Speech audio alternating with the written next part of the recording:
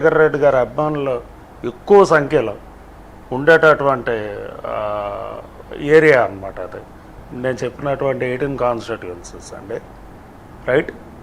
ఇప్పుడు అక్కడ రాయలసీమలో 18 కాన్స్టిట్యుయెన్సీస్ మించి అక్కడక్కడ శ్రీకాకుళం సోంపేట దగ్గర, లేదంటే ఇక్కడ మన యలమంచిల దగ్గర అభిమానులు, లేదంటే వైఎస్ఆర్ గారి అభిమానులు ఏమో అక్కడక్కడ ఉండరు కదా, ఈ చుట్టుపక్కల ఏరియాల్లోనే ఉంటారు కదా, ఇక్కడ మన కడపకి చుట్టుపక్కల ఏరియాలో, రైట్. ఈ పర్టికులర్ దీంట్లో మటుకు ఎస్ ఖచ్చితంగా ఇంపాక్ట్ అయితే మటుకు ఉంటుందండి. అది 2%, 3%, 4%, that we cannot we cannot come to one conclusion. What about మటుకి 18 చెప్పండి. What about Sharmila individually? She'll come, I mean, second place అండి. ఓకే, సెకండ్ ప్లేస్కి వచ్చే అవకాశం ఉంది. అది అంటే అవినాష్ రెడ్డి ఫస్ట్ ప్లేసా, థర్డ్ ప్లేసా? ఫస్ట్ ప్లేస్ అండి.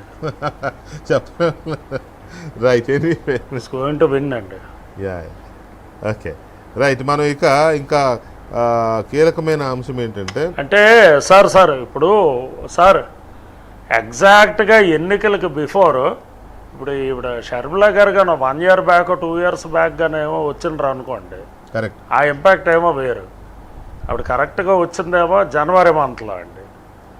ఈలోపు మొత్తం స్టేట్ వైడ్ మొత్తం పార్టీ అంతా కూడా మొత్తం రివైవ్ చేయాలి. ఇవన్నీ టైమ్ ఇస్ నాట్ అంత ఇది లేదు కదా.